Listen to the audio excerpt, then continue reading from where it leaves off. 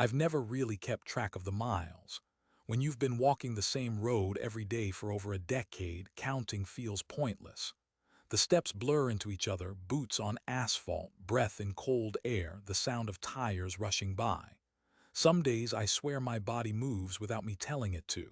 10 miles to work, 10 miles back home, 50 miles a week, 50 weeks a year, 11 years straight. The road starts at my porch, where the paint on the railing is peeling like dry skin after a sunburn. The wood creaks under my weight, and sometimes I think it's trying to tell me to sit down and rest before I even start. But I never do.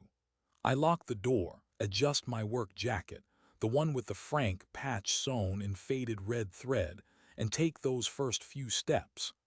By the time I pass the second telephone pole, the house is out of sight. By the time I reach the old oak tree with the branch shaped like a question mark, I'm already warm enough to loosen the collar of my jacket, even on cold mornings. And by the time I get to the corner where Mrs. Carpenter's tulips grow, I've stopped thinking about my feet entirely. They just carry me forward. When my old Ford Ranger died, it was a February morning that cut through you like glass. The engine sputtered, then coughed out a last gasp of smoke, and that was that. I couldn't afford the repairs, not after Martha's hospital bills drained everything we'd saved. And then after she passed, I just didn't have the fight left in me to find another car. Ethan, my son, had just started his new job then. Fresh suit, shiny shoes, a Toyota Corolla that still had that new car smell. He'd said, "I'll give you rides when I can, Dad, don't worry about it." That was 11 years ago. I guess when I can never quite lined up with when I needed it. At first, I thought maybe he was busy or the timing was off. But after the third week of walking, I started noticing a pattern. He passed me every morning. Same stretch of road, same time. His windows tinted just enough that I couldn't see his face, but not so dark that I couldn't tell it was him. The first year I gave him the benefit of the doubt. Maybe he didn't realize it was me, my head down, my coat collar up against the wind.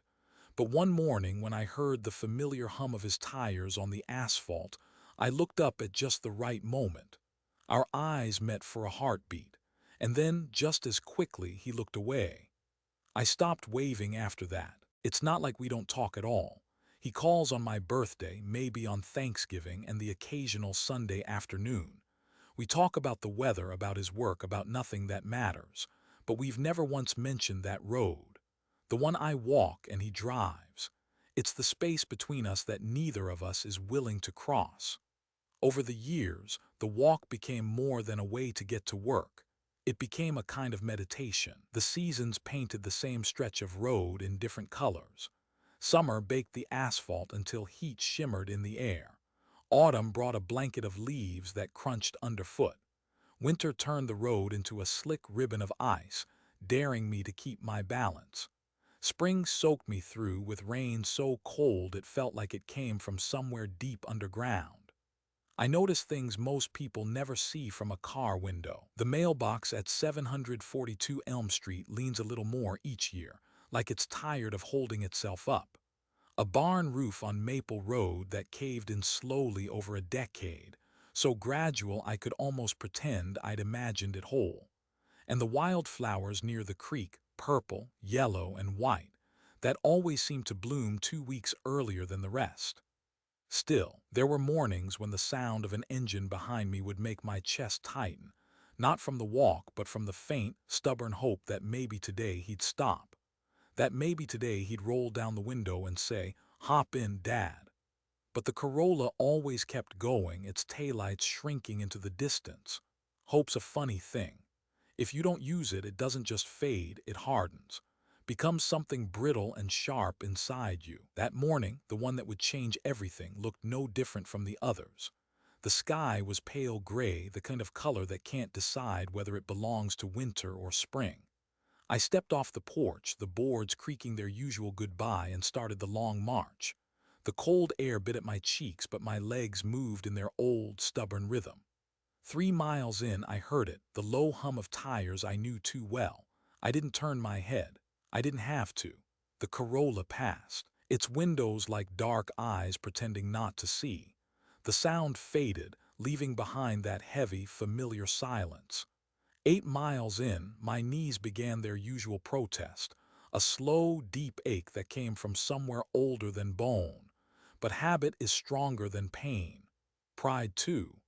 Pride will carry you farther than any engine if you let it. Still, I didn't know then that pride has limits, and I was getting close to mine. There's something about walking the same road every day that makes the years slip by quietly, almost without your permission. I can measure the passage of time not by calendars or birthdays, but by the way the seasons settled themselves along my 10-mile stretch. Summer would scorch my skin until it peeled. Fall would brush the ground with copper and gold, then strip it bare. Winter would lay down its silent ice, daring me to keep moving. Spring would soften everything again, draping the roadside in green like a fresh start I never quite got to take. Each season was a cycle I could count on, even when I couldn't count on people, especially my own son.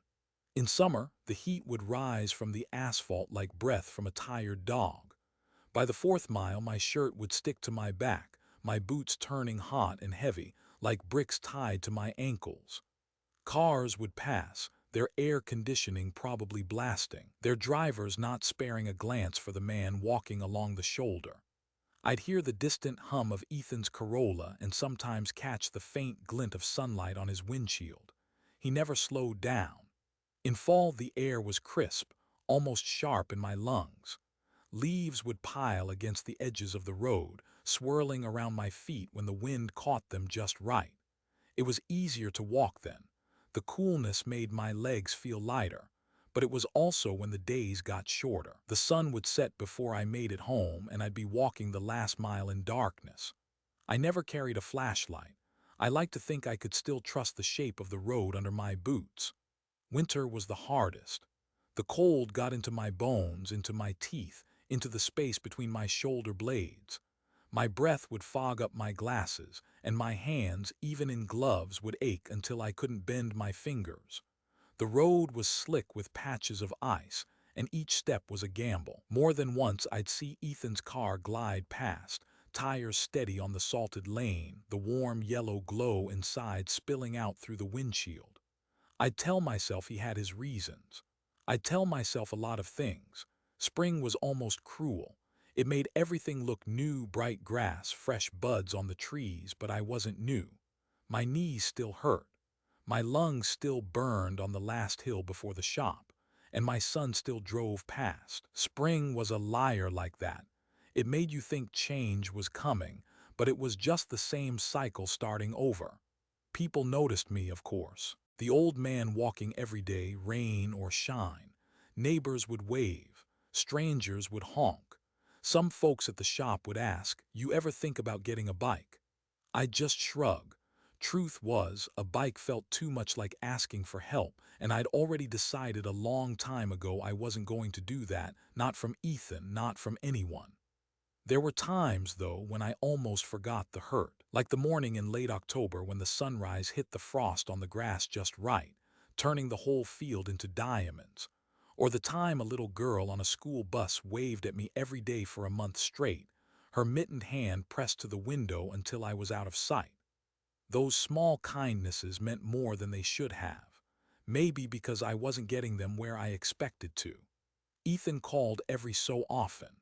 Once in July to tell me he'd been promoted. Once in November to say he might not make it for Thanksgiving. Once in March just to check if I'd gotten the property tax bill. Our conversations were polite, careful, like two people standing on opposite sides of thin ice. We never mentioned the road, we never mentioned the car, we never mentioned how easy it would be for him to pull over. One rainy Thursday, a man in a pickup slowed down beside me. "Need a lift, friend?" He called out through the open window. I almost said yes. My feet were soaked, my jacket clinging to me like a second skin, and I was only halfway there. But then, for some reason I couldn't name, I shook my head. "Thanks, but I'm good," I said. He looked at me for a long second like he didn't believe me, then drove on. The sound of his engine faded into the patter of the rain. I told myself it was pride that kept me walking. But deep down, I think I wanted to own the choice. If I couldn't have my son's help, I didn't want anyone's.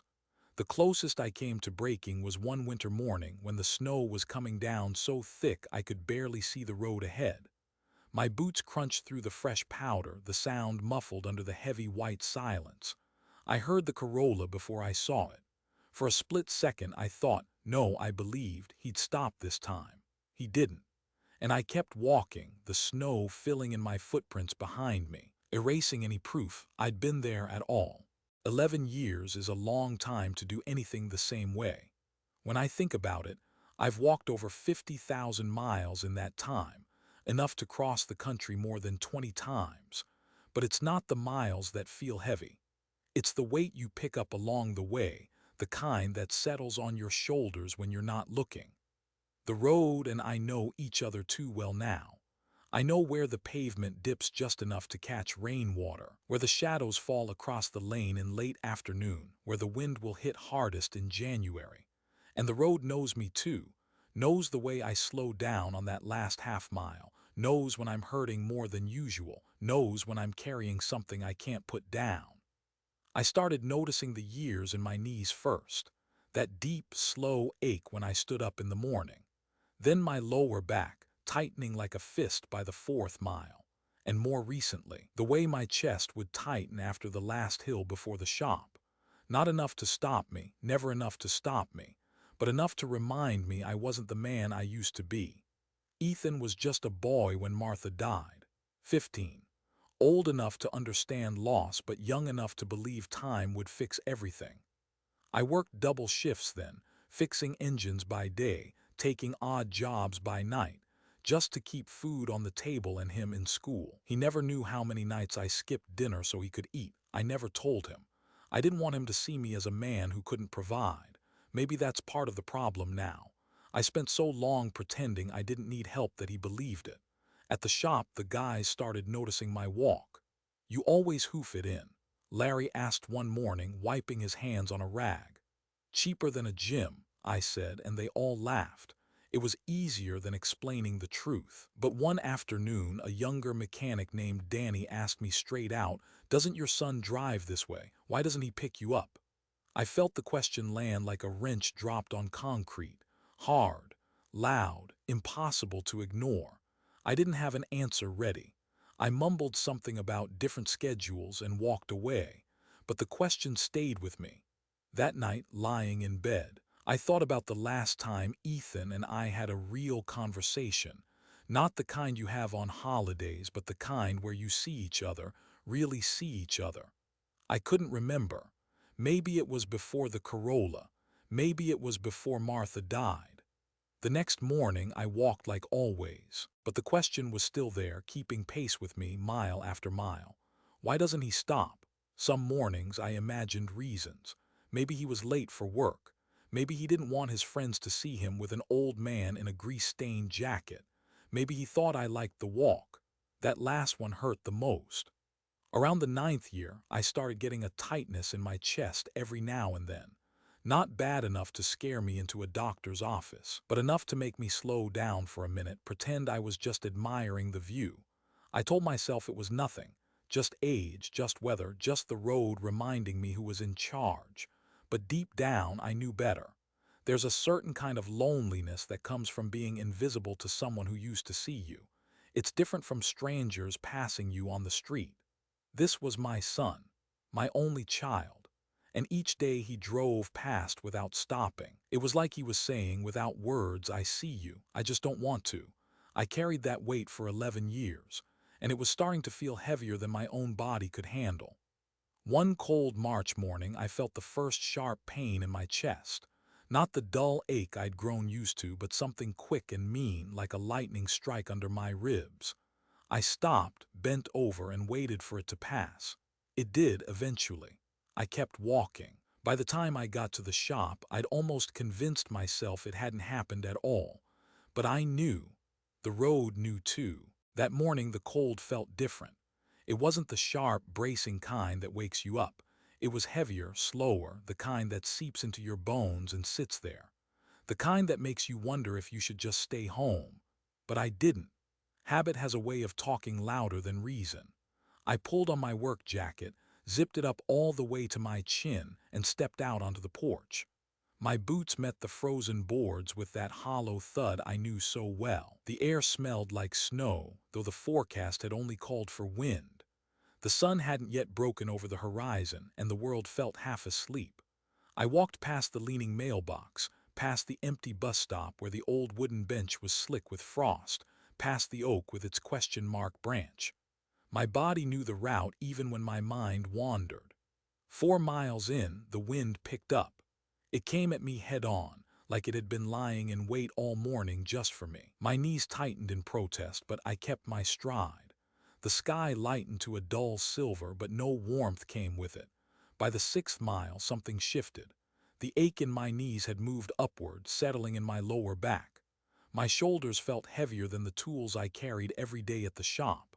I slowed down, not much, just enough to notice my breath clouding the air more quickly than usual. And then, at mile 8, it happened.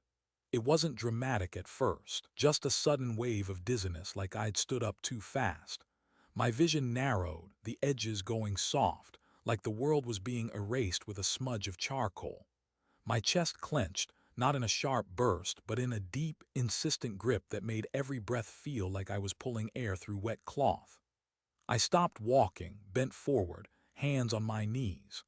The cold pavement shimmered under the thin glaze of ice, and I remember thinking, absurdly, if I fall, it's going to hurt more than I can afford. A car passed, not Ethan's, another passed. No one slowed down. I straightened, tried to take another step, and the world tilted. My legs buckled without my permission. I was on my hands and knees, the frost biting through the fabric of my work pants, my palms burning from the cold. Somewhere in the fog of my vision I saw headlights, heard the crunch of tires slowing on the shoulder. A voice, female, young, cut through the ringing in my ears. "Sir, are you okay?" I wanted to say yes, to wave her off. Pride still had its claws in me even then. But all that came out was a wheeze that didn't sound like my voice at all. The girl knelt beside me, her hand on my back. "I'm calling 911, she said, and there was no room for argument in her tone. She spoke into her phone, fast and urgent. Words like collapsed and not breathing right floated in and out of my ears. The last thing I remember before everything went black was the sound of her saying, "Hang on, they're coming." When I woke up, I wasn't on the road anymore. I was in the back of an ambulance. The ceiling was too close, the air too warm, and a steady beep kept time with my heartbeat. A paramedic sat beside me, checking something on a monitor. "You gave us a scare there, sir," he said. I wanted to ask how long I'd been out. I wanted to ask who called them, but my mouth was too dry, my tongue thick as cloth. I closed my eyes again, and the motion of the ambulance rocked me into a shallow, uneasy sleep. At the hospital, they told me I'd collapsed from a combination of exhaustion, dehydration, and what they politely called cardiac stress. "Frank," the doctor said, looking over his glasses, "your body's been giving you warnings for a while, you just haven't been listening." He wasn't wrong. They kept me overnight for observation. I lay there, the sheets tucked too tight, the smell of antiseptic sharp in my nose. Outside the window, the streetlights threw pale circles onto the snow. I thought about Ethan. I thought about how many times he'd passed me on that road, how many chances he'd had to pull over. I thought about whether he'd even know I was here if someone didn't tell him. I didn't call. I didn't want him to feel obligated. The next morning, a nurse came in with my breakfast and said, "You're on the news, you know." "What?" She smiled. "Local station ran a piece about you last night. Man walks 10 miles to work every day for 11 years. The EMTs must have told them. They even mentioned you collapsed on the way to work yesterday." I didn't know whether to feel proud or embarrassed. I just nodded. But somewhere in the back of my mind, a thought took root. If this is on the news, Ethan's going to see it. When you've been walking a road for 11 years, you start to believe there's nothing left that can surprise you. Turns out I was wrong. 2 days after I got home from the hospital, the phone rang. It was late afternoon, and I just finished setting a mug of coffee on the table. The number was unfamiliar, but I answered anyway. "Frank Miller," a woman's voice asked. "Yes, ma'am. This is Julie from Channel 9 News. We ran a story on you last week. You've probably heard. I hadn't watched it, but the nurse had told me enough. I heard. Well, it's getting quite a bit of attention online. People are calling you an inspiration. We were wondering if we could do a follow-up interview, maybe at your workplace or even here at your home.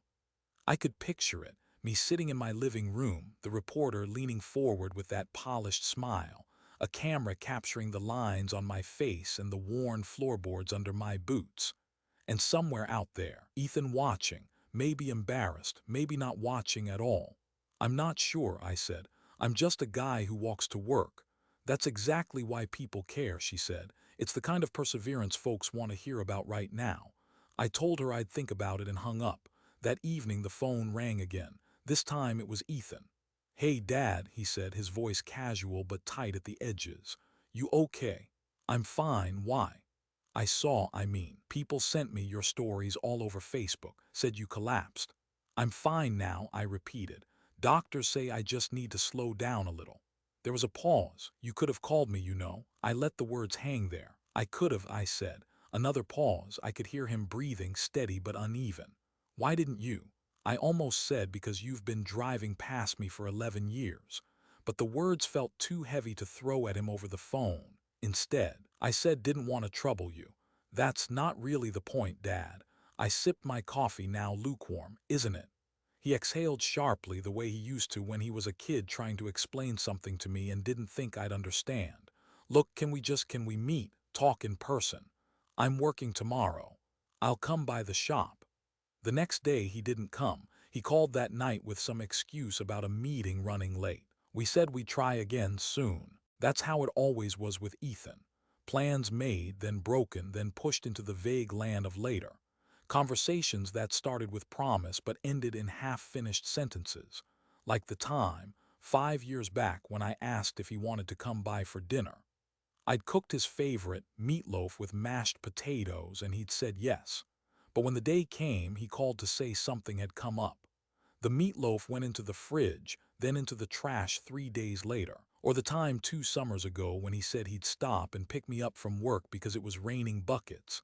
I waited under the shop awning for 40 minutes before I gave up and started walking. By the time I got home, my jacket was soaked through, my socks squishing in my boots. I stopped asking after that. Now, after the hospital, I found myself wondering if maybe the story had cracked something open between us. But days passed and nothing changed. At the shop, customers mentioned the news story. A woman getting her tires rotated said her husband had seen me on TV and couldn't believe anyone could walk 10 miles every day for so long. A man picking up his truck asked why my son didn't give me a ride. I laughed it off, said something about different schedules, the same line I'd been using for years.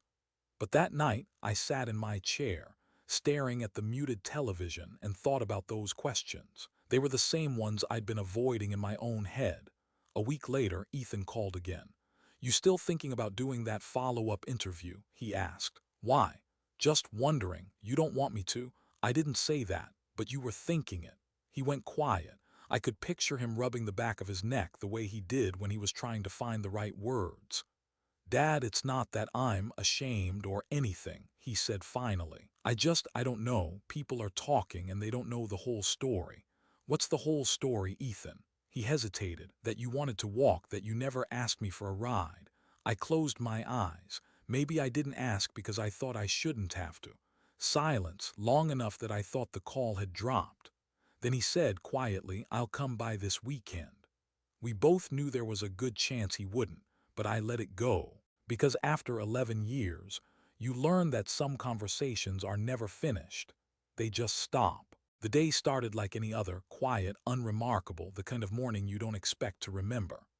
The air was thick, almost heavy, with the kind of late summer heat that clings to your skin before the sun has even cleared the horizon. Even at dawn, there was no relief. It felt like walking into an oven door left ajar overnight. I stood on the porch, looking down the familiar stretch of road, and for the first time in a while, I hesitated. My knees still ached from the week before. My chest still carried that faint, stubborn tightness that came and went like an unwanted guest.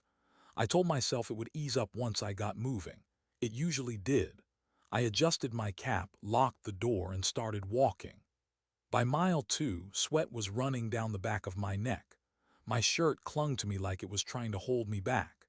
Every inhale felt thicker than it should have, like the air was reluctant to let me have it. By mile 4, I could feel the heat radiating up from the asphalt. My boots felt heavier, each step a little slower. A car passed, its windows rolled up tight, the driver's arm resting casually on the wheel. For a second, I wondered if they had any idea what it felt like out here. By mile 6, I was counting telephone poles just to keep myself moving. I'd set little goals, make it to the next one, then the next. I told myself not to look at the road ahead. It would only make it feel longer. And then just past mile 7, I heard it, the low, smooth hum of the Corolla. I didn't look up. I didn't need to. It passed like it always did, steady and unhurried, the tinted windows flashing once in the sun before disappearing around the curve. For the briefest moment, I let myself imagine what it would feel like if it slowed down. If the brake lights flared, the window rolled down, and Ethan's voice said, "Come on, Dad, get in." But the sound faded, and the heat stayed. By mile 8, I could feel my pulse in my temples. My breath came in shallow pulls. The sun was higher now, glaring off the road in a way that made my eyes water. I told myself I was fine. I told myself I'd walked this road and worse. I told myself a lot of things that weren't true. Half a mile later, my vision blurred. The world tilted just enough to make me stumble. I stopped, put my hands on my hips, and bent forward, drawing in air like I could drink it. My chest tightened, not the quick pinch I'd felt before, but a slow, unyielding grip that made my arms feel heavy. Somewhere in the distance, I heard a horn honk. Tires slowed on gravel. "You all right, mister?" A man's voice called. I straightened, tried to wave him off. "I'm fine," I said, though my voice sounded thin, foreign. "You don't look fine." "I'm—" The ground came up faster than I expected. My knees hit first, then my palms. Heat radiated from the pavement into my skin. My breath hitched once, twice, and then the rest of the world faded into a smear of noise and light. When I came to, I was lying on my back, the sky above me a blinding white. Someone was kneeling beside me, a man in his 30s, sweat darkening the collar of his t-shirt. "Hang on, buddy," he said. "Help's on the way." I turned my head just enough to see a small group of people gathered near the shoulder, 2 women, one holding a water bottle, the other talking into a phone. A few more cars had pulled over. Faces I didn't know were looking down at me with concern I hadn't asked for but couldn't refuse. I wanted to say something, but my mouth was dry, my tongue thick. The sound of sirens grew louder, sharp and insistent. The EMTs worked quickly, sliding me onto a stretcher, loading me into the ambulance. I caught bits of conversation: dehydration, possible cardiac event, long exposure. I closed my eyes against the strobing lights inside the vehicle. Somewhere in the blur, I heard one of the EMTs say, "You're that guy, aren't you? The one who walks 10 miles to work every day." I didn't answer. At the hospital, they ran tests, hooked me up to monitors, told me I needed to rest. The doctor looked at me the way you look at an engine that's been running hot for too long, wondering how it's still holding together. "You're pushing yourself too hard," he said. "Another episode like this and you might not walk away from it." I nodded, but we both knew I wasn't hearing him the way he wanted me to. That night, as I lay in the hospital bed, the local news came on. There I was, grainy footage from a bystander's phone, me lying on the road, strangers kneeling beside me. The anchor's voice said my name, my age, my job at Nelson's auto shop. They called me a symbol of determination. But the footage also showed something else. In the background of that video, just before the crowd gathered, there was the unmistakable shape of a silver Corolla driving past. And people online were already asking questions. Hospitals have a way of making time feel strange. The lights are always the same, bright, humming, indifferent, no matter if it's noon or midnight. The air smells like bleach and something metallic, and every sound is either too quiet or too loud. I woke to the sound of a cart rolling past my room. My mouth felt dry, my chest heavy. The heart monitor beside me let out a slow, steady beep, as if reminding me I was still here. A nurse came in with a smile that didn't quite hide her curiosity. "Morning, Mr. Miller, you gave us quite the scare." She checked my vitals, adjusted the Roman 4 line, and then added almost casually, "You're kind of a local celebrity right now." I frowned. "What do you mean?" She gestured toward the small television mounted on the wall. "They've been running your story all night." I glanced at the screen. A news anchor was speaking over a video, grainy cell phone footage of me lying on the road, strangers kneeling beside me. The lower third banner read, "Local mechanic walks 10 miles to work for 11 years." The clip cut to an interview with one of the bystanders, a young man in a baseball cap. "I'd seen him before," he said. "Always walking, rain or shine. Didn't know his name until today." I could feel my stomach tighten.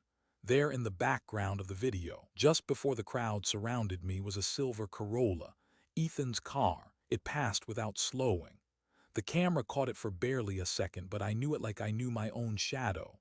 By lunchtime, the hospital room phone rang. "Mr. Miller," a woman's voice asked. "Yes, this is Karen from Channel 9. We'd love to do a sit-down interview with you, share more of your story. The public's really responding to it." I hesitated. "I'm not sure I have more to say." "You do," she said gently, "even if you don't know it yet." I told her I'd think about it. Later that afternoon, a young man from the hospital's PR team stopped by. "You're getting a lot of attention on social media," he said, showing me his phone. My face was everywhere, screenshots from the news, photos taken by people who'd seen me on the road over the years. Most of the comments were kind. "What an inspiration. This man deserves a car. Somebody start a fundraiser." But there were others. "Where's his family? Doesn't his son drive this route? Saw that Corolla in the video. Why didn't he stop?" Questions grew sharper the more I scrolled. My chest tightened, not from the walk this time, but from the knowledge that Ethan would see them too. That evening, just as the sun was dipping low enough to cast long orange shadows through the blinds, my phone buzzed. It was Ethan. "Dad," he said, his voice strained. "I saw the video. I figured you would. They're saying things online about me. They're saying what they see." He was quiet for a moment. "It's not that simple." "Maybe not, but it looks simple from the outside." "I didn't think," he started, then stopped. "I didn't know it would." "You didn't know it would what?" "End up on the news, go viral, make people ask questions." His breathing was uneven. "I want to come see you." "I'm in room 314, I said. "I'll be there tonight." But he didn't come. Instead, a nurse came in around 8 p.m. with a tray of dinner and the news that more reporters were calling. One even wanted to film the next time I walked to work, when I walked to work, as if it was a given I'd keep going. I lay back against the pillows, the room dim except for the TV's glow. The news ran my story again. This time, they lingered on the bystander's account. "He's walked that road for over a decade," says a lot about his character. But it also lingered on that car, the silver Corolla in the background, the unanswered question. And I knew this wasn't just my story anymore. It was Ethan's too, whether he liked it or not. I didn't need a reporter to tell me the story had gone viral. The proof was in the phone calls, the texts from numbers I didn't recognize, the voicemails from people who claimed they'd met me years ago or just wanted to say they admired me. At first, it was flattering. Then it got complicated. 3 days after the news ran the story, my phone buzzed nonstop. Former co-workers, old neighbors, even Martha's cousin in Oregon. They all wanted to check in, tell me they saw my face on their TV or their Facebook feed. Most of them said the same thing: "You're an inspiration. You remind me of my dad. The world needs more people like you." But there were other voices too, louder, sharper, voices that didn't just want to praise me. They wanted to know about Ethan. It started with a comment under one of the news station's Facebook posts. "Beautiful story. But didn't I see a silver Corolla drive past him in that video? Who was that?" Another replied. "Someone said it's his son's car. If that's true, yikes." And then, like anything the internet gets hold of, it spread. Screenshots of the video zoomed in on the car. Some people claimed they had proof it was Ethan. Others demanded to know why he hadn't stopped. Before long, his name was out there. Not from me, I'd never have said it, but from people who'd done their own digging. Someone found his LinkedIn profile. Someone else posted a blurry picture of him at a gas station. The comments turned cruel. Imagine driving past your own father for 11 years. Shame on him. He doesn't deserve to call himself a son. I sat in my chair, scrolling through it all on my phone. The words burned even when they weren't aimed at me, especially then. I thought about calling Ethan, telling him to ignore it, that the internet doesn't know the whole story. But the truth was, I wasn't sure I knew the whole story anymore. At the shop, customers started looking at me differently. Some asked how I was feeling. Others asked straight out, "Is it true that was your boy in the video?" I just smile tightly and say, "People see what they want to see." But inside, I could feel the weight shifting. For years, I'd carried this quiet ache alone. Now it was out in the open, and strangers were picking it apart like it belonged to them. Ethan called 2 nights later. I almost didn't answer. "Dad," he said, his voice low, "it's bad. People are messaging me. My boss asked about it." He stopped, like the words were too heavy to push out. "I can't believe this is happening." "I told you the internet likes a simple story," I said. "This isn't simple," he snapped. "They don't know why I didn't." "Then tell them," I said. Silence. "Do you even want me to?" he asked finally. I let out a long breath.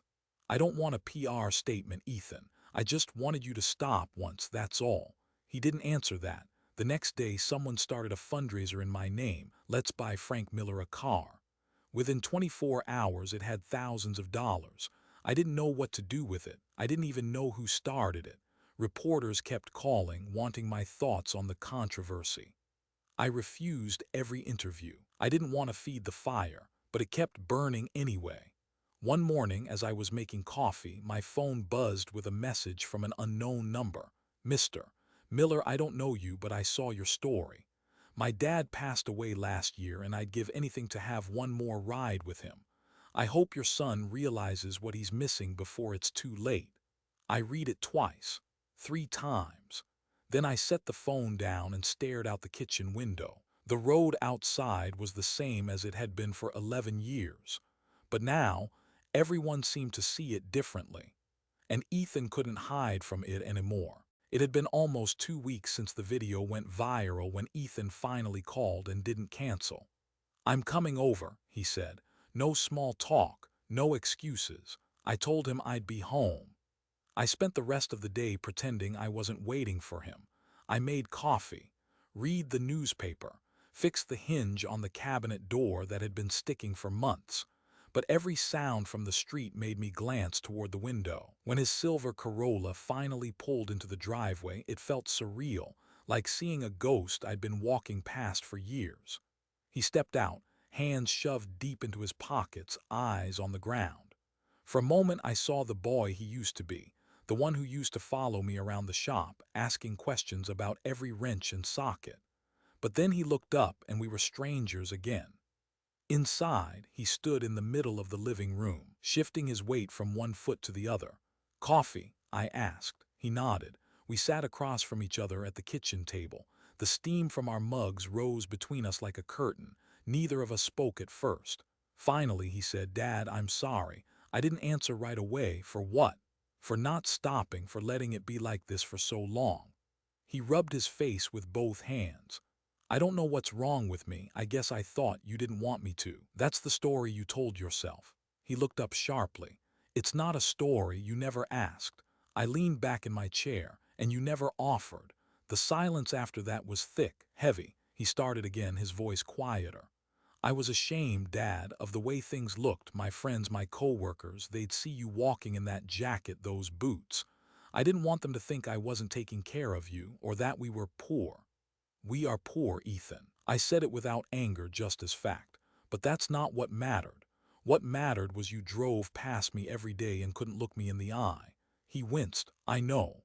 I thought about telling him how each pass felt like a fresh bruise, how every time I heard his engine and didn't see brake lights it took something out of me, but the words stayed behind my teeth. "Why didn't you say anything?" he asked. "Because I didn't want to beg for your kindness," I said. "Kindness shouldn't have to be asked for." He dropped his gaze to his coffee, swirling it absently. People online, they've been brutal, some of it's fair, most of it's not, but I can't stop reading it.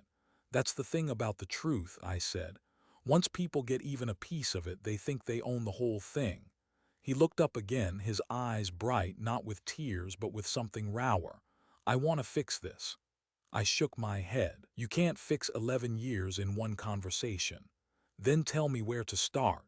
I took a long sip of coffee, let the silence stretch. Start with showing up. Not for the cameras, not for the internet, just for me. When he left that evening, he said, "I'll see you tomorrow." I wanted to believe him. But belief is a muscle I haven't used in a long time. That night after Ethan left, the house felt heavier than usual. Not because of the silence, I'm used to that, but because of the words he'd left behind. "I'll see you tomorrow."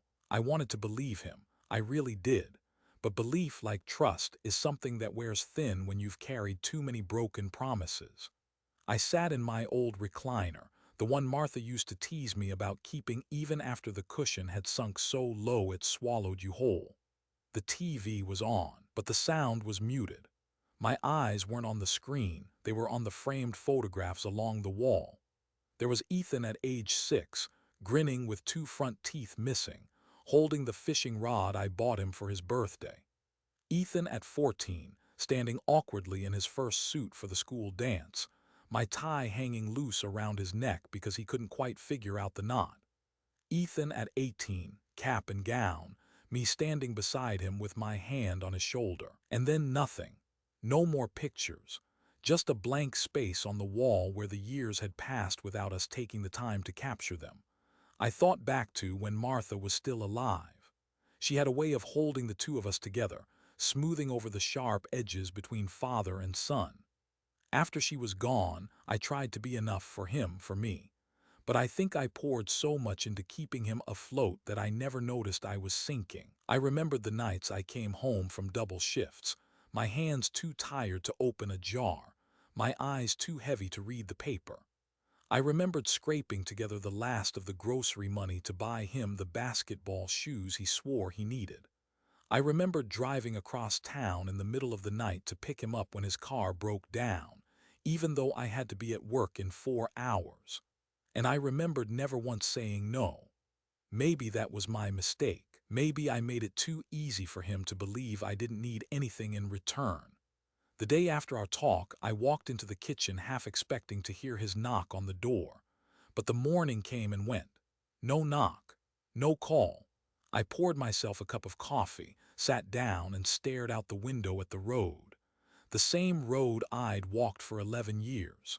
The road that had carried me through summers that melted the asphalt, winters that froze my breath, and springs that lied about new beginnings. And I realized something. For all those years I'd been waiting, waiting for the sound of his car slowing, waiting for the window to roll down, waiting for the words, "Hop in, Dad." I'd been living my life like a man standing at a bus stop where the bus never comes. That afternoon, Larry from the shop called. "You thinking about coming back next week?" "I don't know," I said. "You don't sound like a guy who's planning to walk 10 miles anytime soon." I laughed, but there wasn't much humor in it. "Maybe not." "You know," he said, "there's an apartment 2 blocks from the shop opening up next month. Small, but it's got everything you need. Would save you a whole lot of steps." I told him I'd think about it, but the truth was the idea had already rooted itself in my mind. That night I sat with it.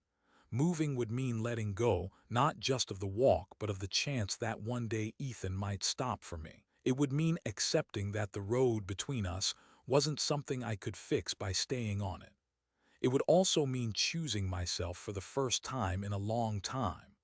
I looked again at the empty space on the wall where the newer pictures should have been, and I decided I didn't want to keep waiting for moments that might never come. Tomorrow, I'd call the landlord about that apartment. I signed the lease on a Tuesday.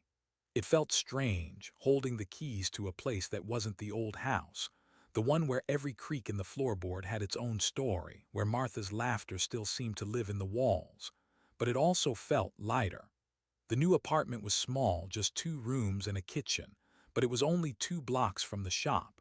No more 10-mile trek. No more counting telephone poles. No more wondering if a certain silver Corolla would slow down. I moved in slowly, carrying what I needed and leaving behind what I didn't. I kept Martha's photograph, my coffee mug, the old jacket with my name stitched in red thread. Everything else could stay. The first morning in the new place, I woke before sunrise out of habit. My body expected the long walk, the pull of the road. Instead, I made coffee, stood by the window, and watched the street come alive. It was strange, not feeling the weight of the miles ahead of me. My knees didn't ache. My boots didn't thud against frozen boards. For the first time in years, I got to work without being soaked in sweat or shivering from the cold. Larry noticed. "You look 10 years younger," he said, handing me a socket wrench. "Just saving my steps," I told him. In the afternoons, I found myself with more time. I'd stop at the grocery store on the way home, pick up fresh bread, maybe some fruit. I started cooking again, not the quick, tired meals I used to make after the walk, but real food. One night I made Martha's pot roast recipe for the first time since she died. I thought about inviting Ethan over. Then I thought better of it. The fundraiser people had started was still sitting in a bank account, untouched. Messages kept coming, people asking if I'd bought a car yet. I hadn't. I didn't need one now. But every once in a while, I'd think about using the money for something else, maybe helping someone who really needed a way to get to work. Someone whose kid wasn't going to drive past them for 11 years. Ethan called a week after I moved. "I stopped by the old house," he said. "Neighbor told me you'd moved. Why didn't you tell me?" "I didn't think you needed to know." "Dad, I'm closer to work now," I said. "No more walking." There was a pause. Then, "So, you don't need me to pick you up anymore." I almost laughed. "Ethan, I stopped needing that a long time ago." The next Sunday I walked, not 10 miles, just a couple of blocks, to a small park near the apartment. Kids were playing on the swings, parents chatting on benches. I sat under a maple tree, coffee in hand, and felt something I hadn't in a long time: peace. I realized that for years, I'd been measuring my worth by the hope that my son would see me. But worth isn't something someone else gives you. It's something you decide to keep, no matter who notices. That evening, as I locked the door, I glanced down the street. For a second, I imagined the old road stretching out in front of me, the familiar rhythm of boots on pavement, the hum of the Corolla passing. But then I turned back inside. Some roads are meant to be walked until you've learned what they had to teach you. And I'd learned enough. It was a Thursday evening when Ethan knocked on my door. The sound startled me. I don't get many visitors. For a second I thought it might be a neighbor needing a hand with groceries. But when I opened the door, there he was. He looked different. Not in the way people do when they've aged. He still had the same dark hair, the same guarded eyes, but there was something in his posture, in the way he stood with his hands at his sides instead of buried in his pockets. "Can I come in?" he asked. I stepped aside. We sat in the small living room. He glanced around like he was taking inventory of what was new and what I'd brought from the old house. His eyes lingered on Martha's photograph. "You really moved," he said quietly. "I told you I did. I don't know, I guess I didn't think you'd leave that road." I shrugged. "Some roads don't need you forever." He took a deep breath. "Dad, I've been thinking about everything. About the walking. About the years I didn't stop. I waited. I can't explain it in a way that makes sense. I was selfish. I was embarrassed. And maybe I thought you didn't want me to see you like that." I nodded slowly. "Ethan, it's not about explanations. It's about choices. For 11 years you made the same one." "I know," he said, his voice catching. "And I hate that I can't take it back." "You can't," I said simply, "but you can decide what you do from here." He looked at me, and for the first time in a long time I saw no defensiveness in his face, just a kind of raw honesty. "I want to be here," he said. "Not just when it's easy, not just when people are watching." "That's good," I said, "because I'm not walking 10 miles anymore. You can't make up for the past by giving me rides I don't need." He gave a small, rueful smile. "Then what can I do?" "Show up," I said. "Come by for dinner. Call me because you want to, not because you feel guilty. Let's start there." We sat for a while longer, talking about nothing and everything. His job, the park down the street, a new customer at the shop who brought in a '67 Mustang that still ran like a dream. When he left, he hugged me. It wasn't long, but it was real.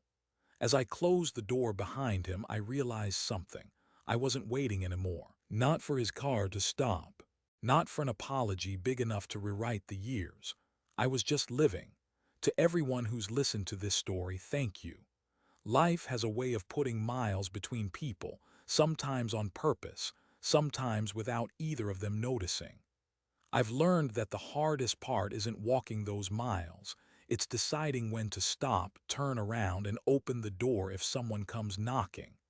I wish you health, I wish you peace, and I wish you the kind of family, by blood or by choice, that doesn't just drive past. Take care of yourselves and each other.